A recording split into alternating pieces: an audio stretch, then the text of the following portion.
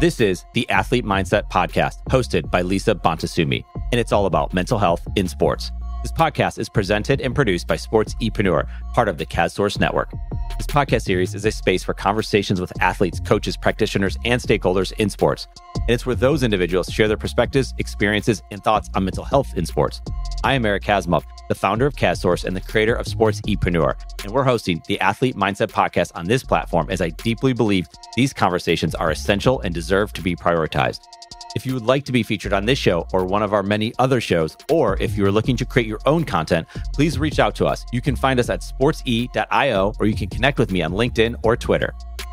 Lisa Bontasumi is a psychotherapist and mental performance consultant to high-performing athletes at the youth, collegiate, and professional levels. She's the first ever mental health and performance coach for Oakland Roots SC, a men's professional soccer team in the USL. Lisa is the founder and CEO of Ath Mindset, and she's the host of this podcast, Athlete Mindset.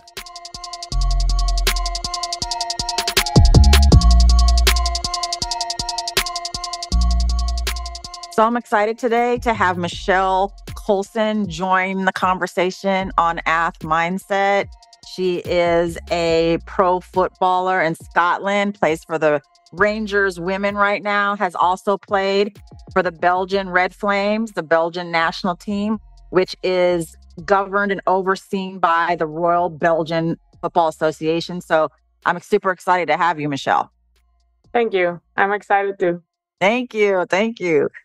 So, gosh, you are Belgian. You grew up in Belgium. Tell some of the listeners who have no idea what that could be like a little bit about your growing up and how you fell in love with football. Well, I think growing up in Belgium was, for me, a really nice experience. Of course, at that moment, there were not a lot of women's teams, definitely not where I lived. So when I started playing football, it was because my nephews played football. And the most logical thing to do was like going to the local club. So that was, of course, with the boys team. But I really liked it. So the boys were nice. The level of the boys were very good. So yeah, growing up in Belgium was like football-wise a very nice thing. And like all the other things also, like I can really not complain about it. Great. I love it. So that is kind of the situation in some countries that women aren't really, for lack of a better word, maybe prioritized when it comes to football, but you found a way. And I love hearing about that. Do you have something to say about that piece? Yeah, so I think at that moment, of course, you don't think about it because I was 9 years old. But Yeah. it's just like, for example, now with the World Cup, it brings a lot of attention to women's football, which of course stimulates professional teams to make like little girls teams and women's professional teams. But I think at that moment when I was 9, it was just like things people don't really know about. Mm-hmm. So they are not like, I never thought that they were against women's football, but they were just like, it's more common for men or for boys. For sure. So For sure. I always felt welcome in my boys team. It was just like the only logical solution to do because I generally don't know where I could have find a girls team close to my house. Yeah, definitely. Definitely. And I think just because there aren't a lot of options for girls doesn't mean folks or society or Belgian culture is against girls football, right? It's just that different countries come up in different ways about when that can become available. And so I Yeah, love that you found a way. yeah, definitely. So I think what's just very good at this moment is just that I can understand that there are girls who are like, I don't really want to play with the boys, so I'm just not gonna play football. And I think that's Mm. the great thing about how it's going now, that there are more and more girls' teams. So girls who prefer playing with only girls have an opportunity to start what they love. So I think Absolutely. that's like really the great thing about this moment. For sure. For sure. Tell me about how the Women's World Cup this summer impacted you. Oh, I think it's incredible. Like for me, for example, I don't know if you saw the interview of Marta, um, Mm-hmm. where she was saying like, I didn't have role models when I grew up, Yep. and I'm so happy. Like she was emotionally really attacked by the fact that now she understands that she's a role model for little girls. And I think Mm-hmm. I'm even getting goosebumps of it right now. Yeah. So I think that's just the thing. Like when I was young, it was just like, oh, who are you a fan of? And it's like Ronaldo, Messi, Ronaldinho, I don't know, whoever was that. But it was not in my mind like to say a woman because I just didn't know one. So I think in that opinion, like the World Cup meant so much just for little girls to have like an example and to really look up to someone. For sure. For sure. Do you see yourself as a role model? Not really. Like, I don't know. You don't have to be a Martha to be a role model. You know what I mean? Yeah. And I know, like, there are, of course, little girls who sometimes text me, like, oh, I'm a fan of you and it's great. And then I'm always kind of surprised. Like, of me, there are a lot of better players. But yeah, it's always nice to hear such things and gives you, of course, a good feeling. So, well, I think for some girls I will, but there are bigger role models in this sport. Well, I think it's interesting because when we talk about role models, it's not just about the best players, it's No, about representation, right? yeah, And you're out there doing what a lot of girls want to do. And so the fact that you're just out there, I don't want to say just, but the visibility that you're giving to younger girls that you didn't have is role modeling yeah, indeed. just And I by being think, you. especially for like Belgian players, we still have a lot of players who play in our own country. And I think I can be one of those players who play abroad. And it's just the courage that comes with that and just the strength to live on your own and to do it on your own. I think in that aspect, that maybe can be a role model for some girls. So maybe definitely that. Yes, please. Yeah. Absolutely. And I mean, I can't emphasize enough just the fact that they see you out there. Yeah. You don't have to do anything spectacular or special, that you're just being you and doing what you love and you're out there and people are Yeah. seeing it. I mean, we don't have to make it a big deal. We shouldn't and not No. minimize the impact that you're having. So I just need to say that. Yeah. Okay. Well, thank you. You're welcome. I know that you and I connected through Divine Time. My Right. company, Ath Mindset, is a partner with Divine Time. My niece, Reina Bonta, who represented the Philippine women's national team this summer at the World Cup, is also an ambassador, which I love because Yeah. Luca and Reina, Luca Deza, the CEO and founder of Divine Time, and Reina, my niece, they grew up playing together. And Yeah. so they're Oh, great. close, which is cool. So I love how it's like such a small world and I get the opportunity to talk to you. Yeah. What is it about Divine Time that you've chosen to be an ambassador for their mission, their purpose? Yeah. So I came in contact with them through Sayde. I don't even know if you Mhm. really speak it out like that, but so I Yeah. played against her. She played for Bruges. It's also a Belgian team. Mhm. And I think at first I was just really honored that they saw me like a person who could be an ambassador. And then when I start looking into them, I just really like the fact that they want to empower women's football. And Mhm. also like in regard of like the sponsorships, I think like Mhm. for companies, they really underestimate the potential of women's football and how much attraction it has to people. And it's just, if they would have a closer look, it really could have a good impact on their marketing. But at this moment, they're of course only seeing like the girls don't have as much following as the boys. And we think there is more exposure with the boys. But as there was an Instagram post of the Vine Time agency, it's actually shown that there are a lot of fans who buy more if they see it in women's sports than in men's sports. So all kind of those things and just really the empowerment of women, I'm really liking it. So that's a big reason for me to be an ambassador. I love it. I love it. No, I believe in everything that Divine Time does. Their focus on female empowerment, like you said, mental health, entrepreneurship, marketing, like you said, is all really, really important. Let's shift to that. You and I both know it's September right now. It's National Suicide Awareness Month. Not everybody knows that. I think when seeing that there is a month that acknowledges suicide awareness, what does that mean to you at this point in your life? Well, I think it's important that people are aware about the fact that, like, if you're mentally okay, it's for me the most important thing in the world.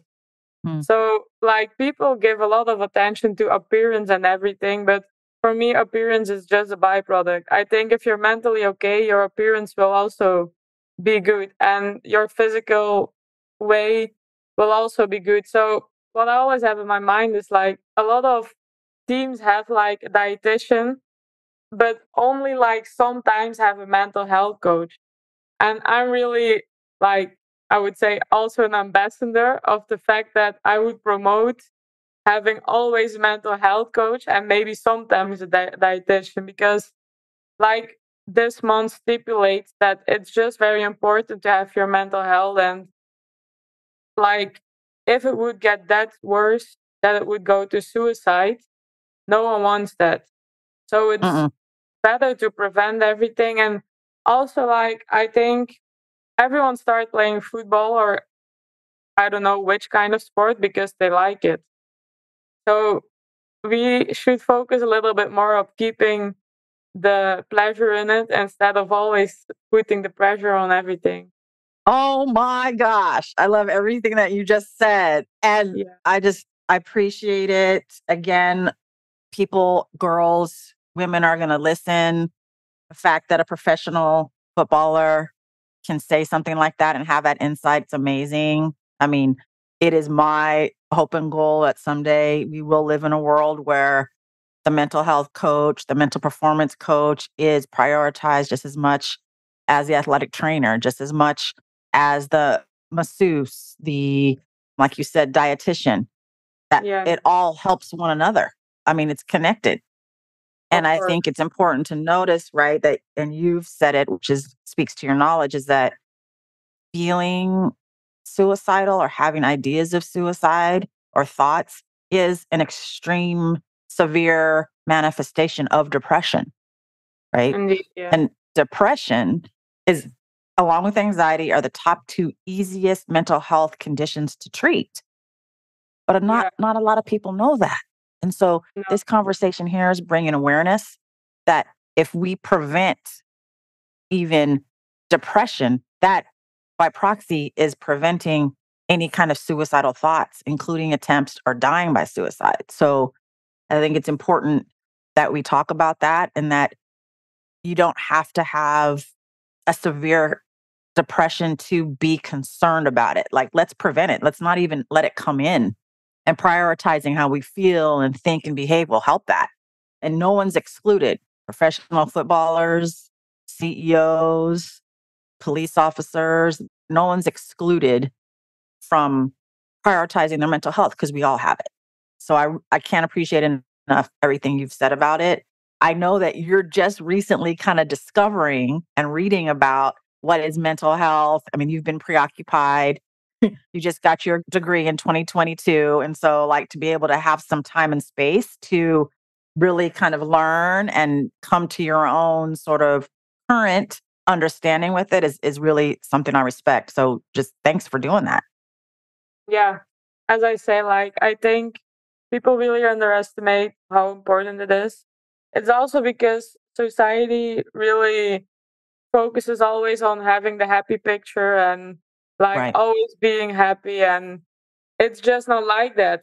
It's also not because you're an athlete and you have the privilege to make your work from your hobby that you're always Mm, happy. It's just mm, like mm. you also have like your difficult moments and everything you need to go through. And even in sports, like, I think at a certain moment you put so much pressure on yourself that you evaluate almost every day as a success or a failure.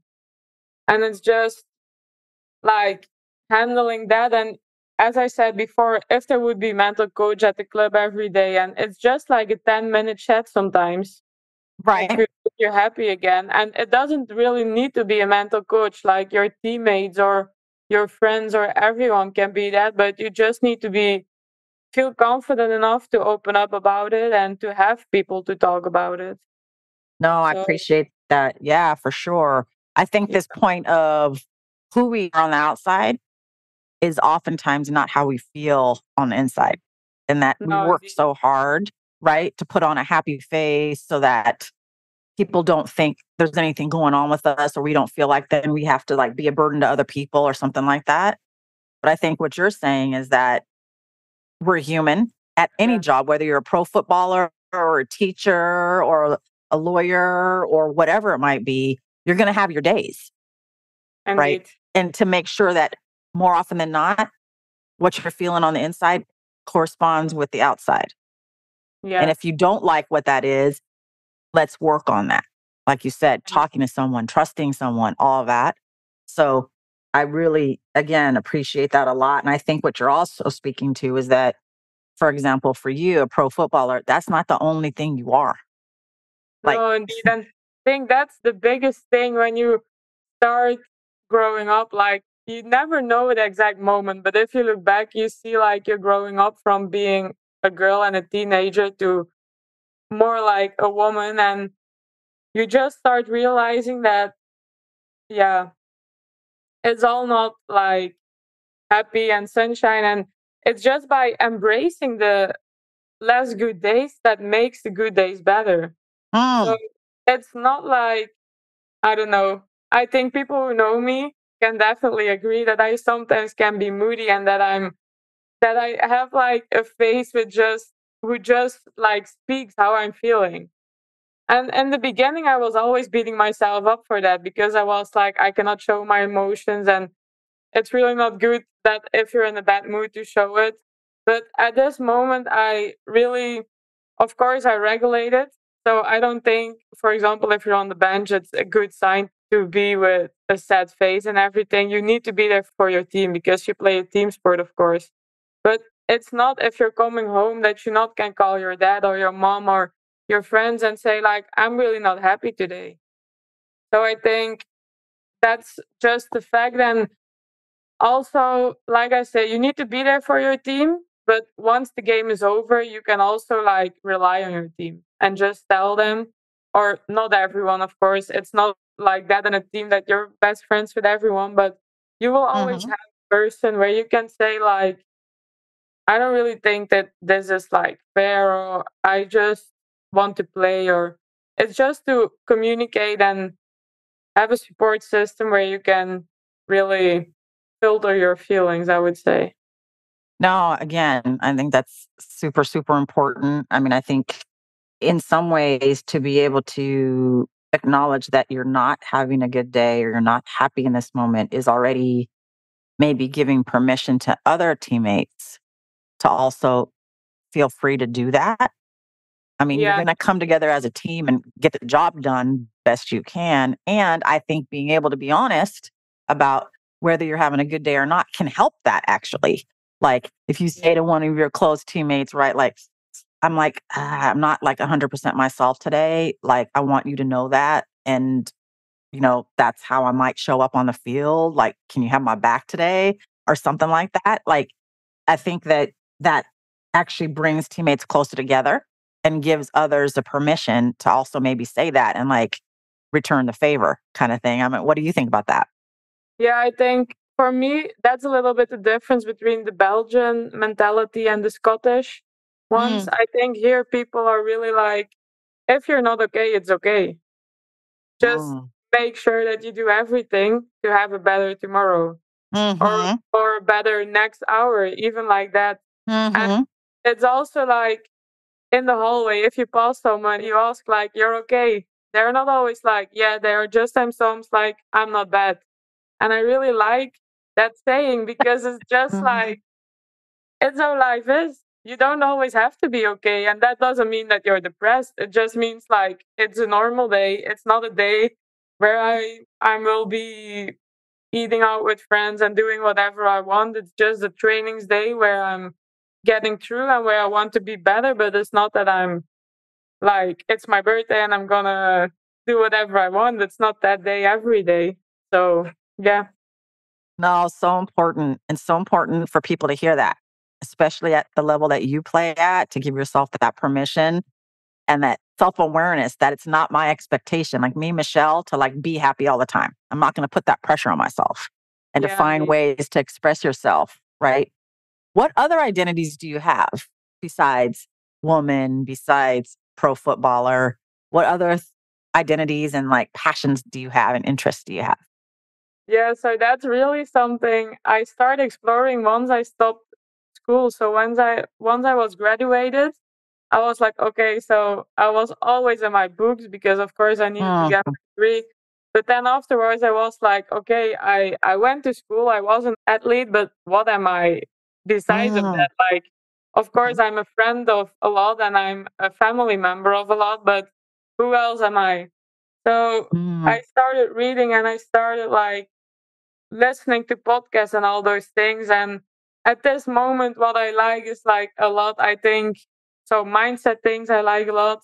I'm Yes. interested in investing because that's also related to my university degree. I'm definitely interested in art and music, just like self awareness. I like to do a Pilates class, so it's really going every direction, which is sometimes also a difficulty because you want to focus on everything and then you're focusing on nothing. But Right. yeah, it's enjoyable to live that way because like people are sometimes asking me like, "Are you not bored because you're alone?" And I'm like, well, first, I'm not alone because I still have my teammates and I'm almost there every day. So it's a lot of social interaction.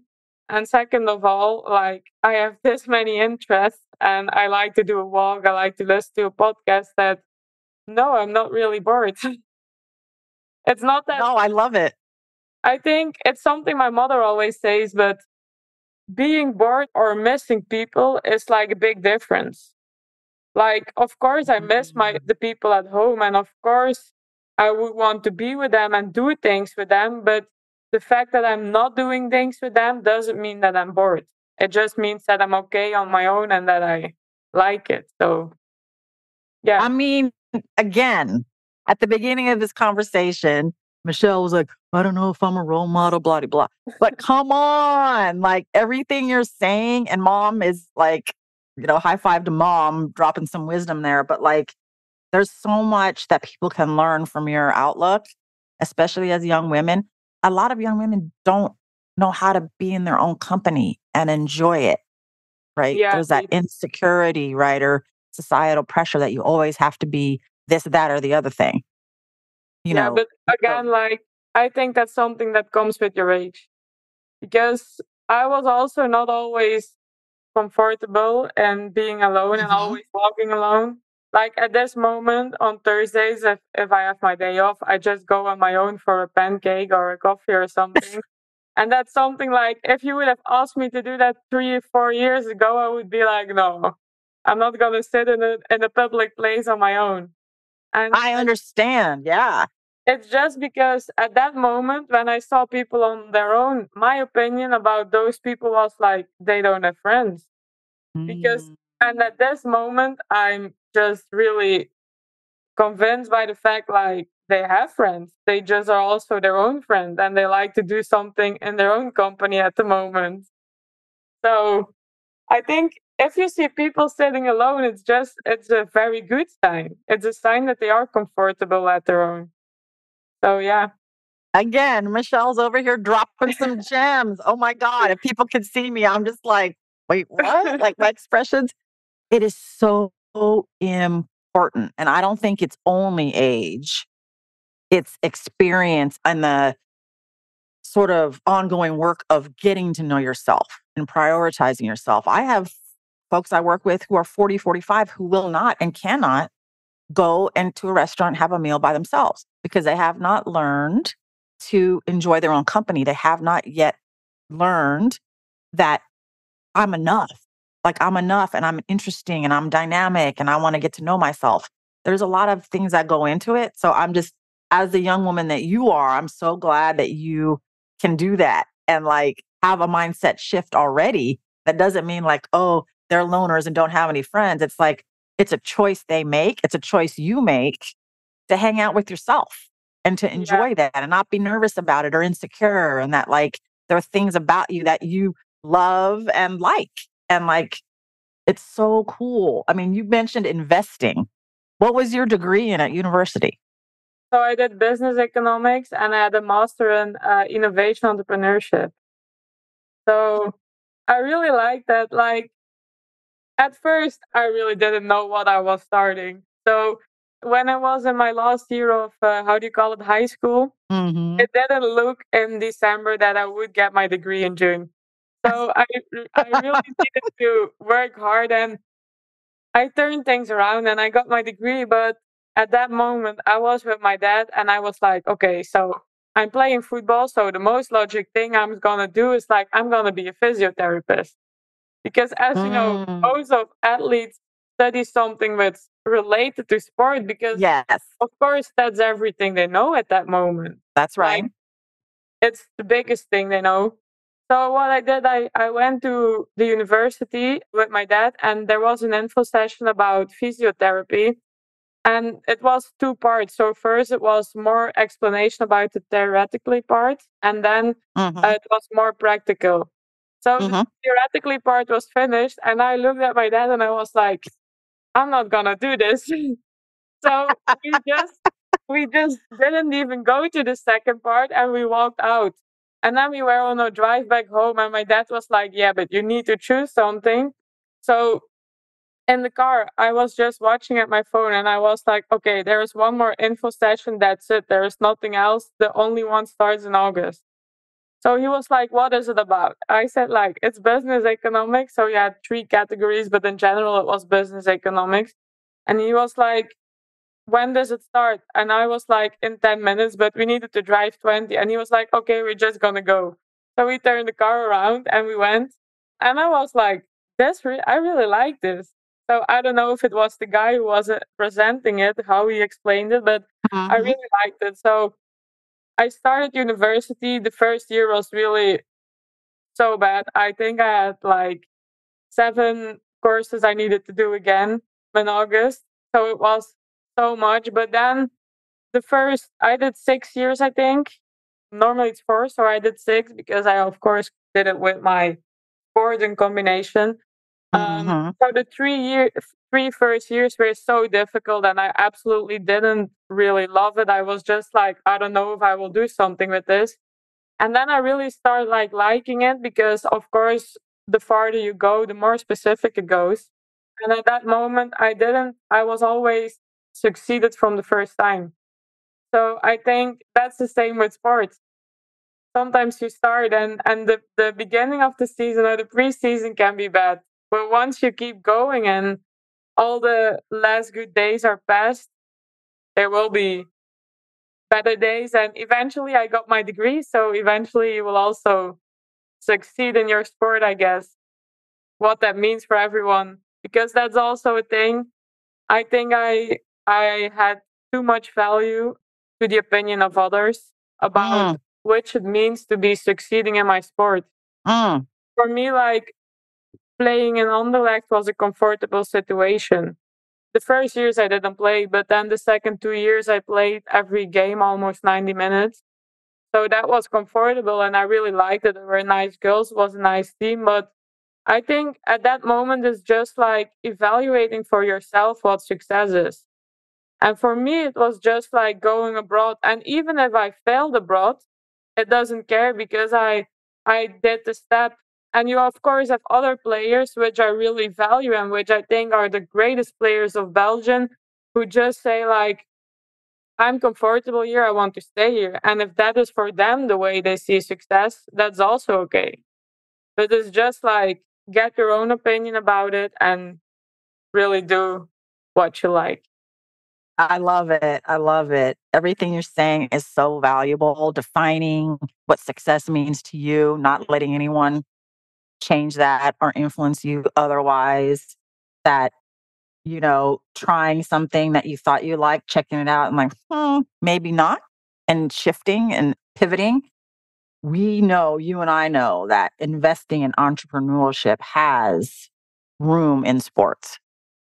As athletes, right? We don't have to do something right there on the field, physiotherapy, or with the athletes directly, like that for their physical performance, that financial health is just as important, in my opinion, as physical health, as mental health, as spiritual health. And that you can help and choose to help the populations and people that you want to. Like Yeah. a lot of athletes don't know how to manage their money or, have an entrepreneurial bent to how they approach the world. There's so many identities that you have. And I think that that's key to know that if you are pursuing and developing other identities of yourself, that doesn't mean that you're not prioritizing being a footballer. Indeed. Yeah. Right? That would be the equivalent of me going to my job day in and day out and performing and not having any other interests. That's what the Yeah. equivalent would be. Right? And that's not healthy. The fact that at such a young age that it's important to have other interests, Pilates, studying mindset, investing, entrepreneurship, all of that is so cool. And that now that university's done, you have more flexibility to read the things that you want to read and have more time instead of what the syllabus is telling you to do. So congratulations on your degree and everything that is to come. I wanted to ask, and you can use whatever language or languages you want here. Yeah. What would you want young girls coming up to know about pursuing their passion, about pursuing what they love, whether it be football or anything else? Something maybe you wish was told to you? So for me, it's always in the back of my mind, but it's something I heard it in a podcast from two Dutch football players, ex-football players, and then I saw I think it's here.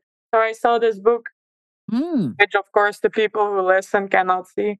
You can cite it. You want to tell the book that you read? You can read it and the authors.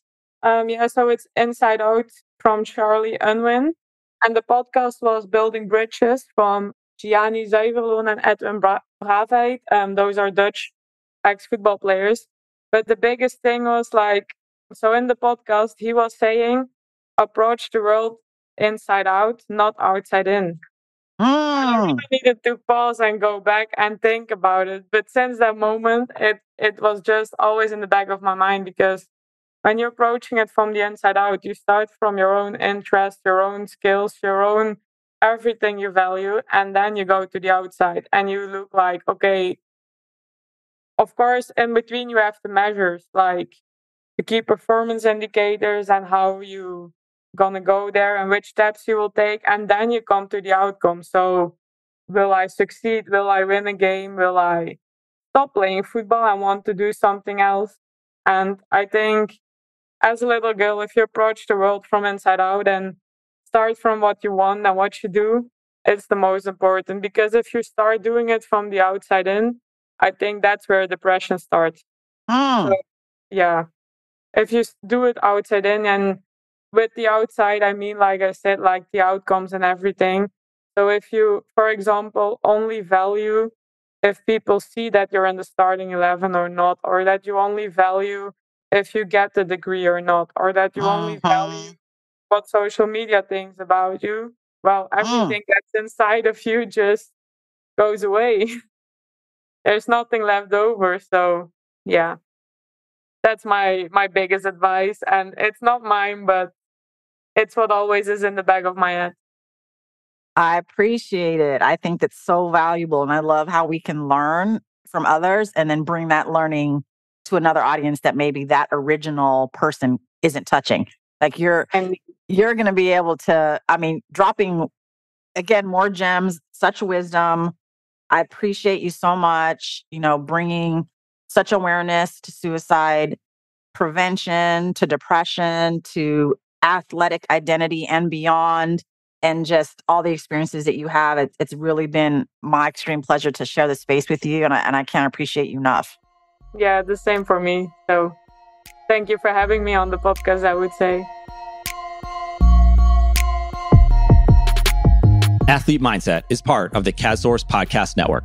At CASSource, we love podcasts. In fact, we love building podcasts. everything from development to production. Because of all that, we're growing this one-of-a-kind podcast network. If you have a podcast or looking to launch a new podcast, then we should talk.